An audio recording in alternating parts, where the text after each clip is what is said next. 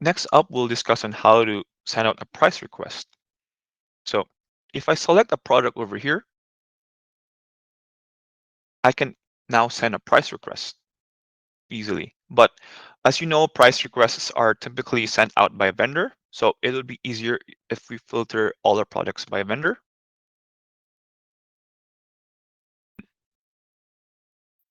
Let me select my products from, let's say, a Milliken vendor. So once I've selected them and I select price request, it will bring me to this email creation screen where I can now send out this price request.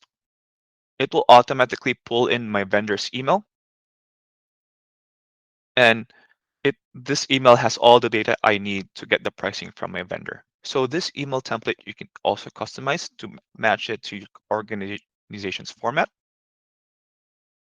And once I send that email out,